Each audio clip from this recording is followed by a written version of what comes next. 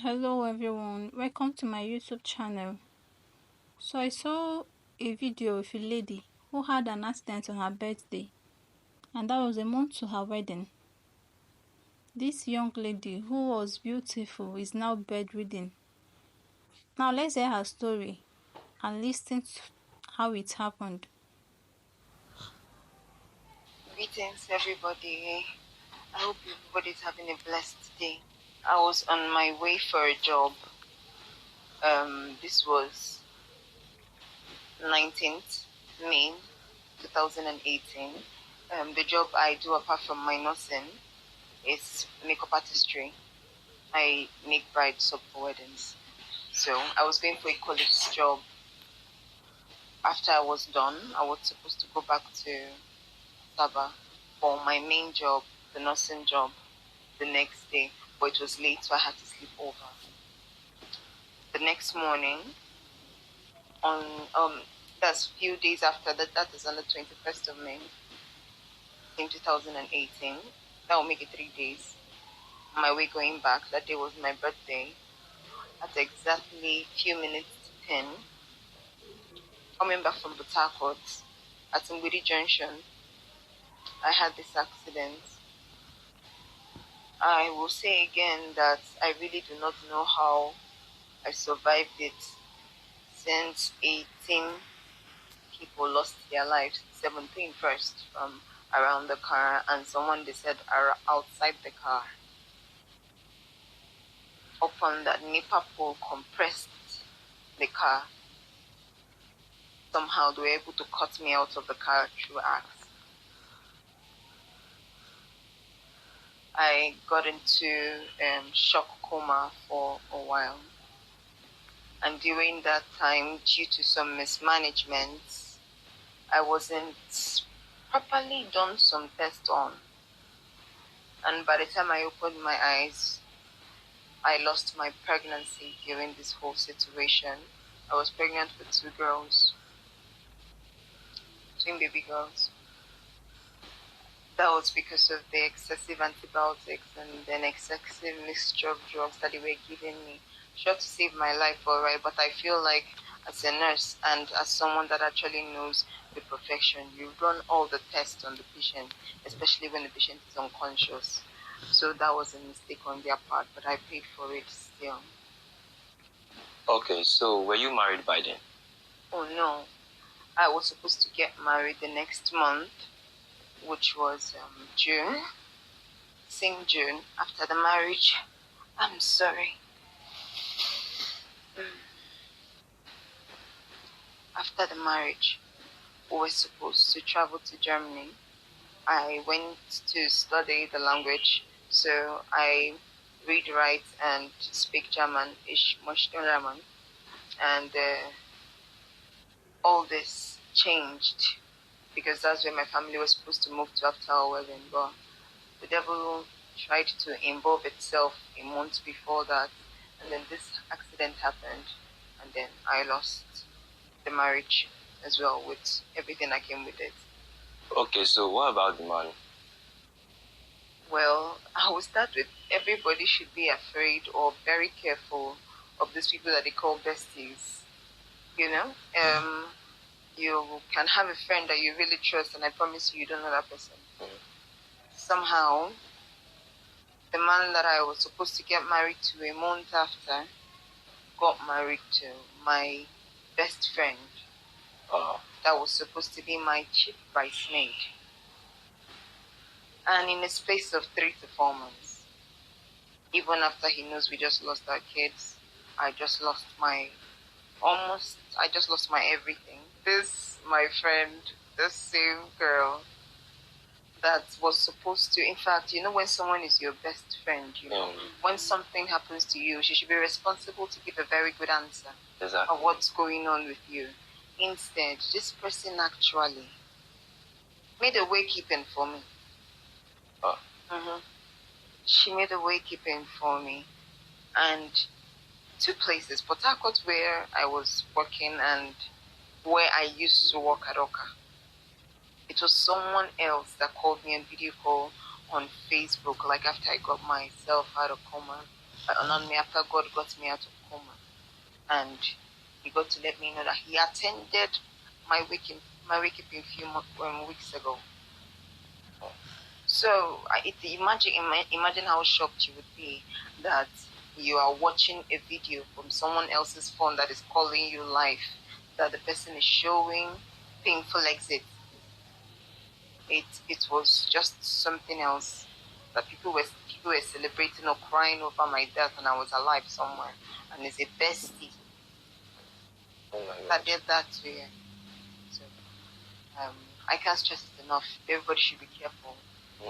So since after this accident, immediately I was rushed to the hospital. I was working here in Asaba first, and then my doctors and fellow colleagues. Oh, sorry, take it easy. My doctor and fellow colleagues checked me out and found out that this was a spinal cord situation. And as a very friendly nurse, first of all, it was beginning to get the attention of the patients that were regulars in the hospital. So we had to leave there first and then go to another hospital where I can have my privacy as a patient now. You can imagine how you turn from a caregiver to a caretaker. That can be funny. So they took me to another hospital over here in Asaba, and still the devil was still at work, and every general hospital was on strike. Where I could get the best doctors was on strike. I had to go to another private hospital, and then that was where I was for a while. The mismanagement there wasn't funny. In fact, everybody sees how I look like right now. It wasn't intentionally or early. It wasn't so earlier. It is due to hospital mismanagement, and I pray that God give me the chance to go back to my field and do what I love to do, which is take care of people and make sure they get back to the healthy health that God gave them. So I stayed there for a while, and then I was really not getting any treatment about than antibiotics and painkillers, which was not helping situation. So I went to a different one, and a different one, and a different one, and altogether I did 7 surgeries. Oh my God. These 7 surgeries consist of a whole lot. I even had to remove bone from my hip to attach on my neck. I have irons on my neck. They had to make sure that the bone that was removed from my hip wouldn't stop me from walking, but it would give me some kind of flexibility. I mean, you know when something is not supposed to be there, or something is supposed to be there and it's not there. Yeah. So I was asked that I was going to be properly managed and to get better. The last surgery I was supposed to do to now get me on my feet walking now after mending the conditions. I ran out of everything. We ran out of funds. We ran out of peace of mind. We ran out of everything. There was no money at home. Everything I acquired as a nurse, as a person, as a human being that saves for future, I spent everything. There's nothing than life. It's somebody that is alive that goes to work again and starts to save again. My family spent everything, and from there, they're going down the hill.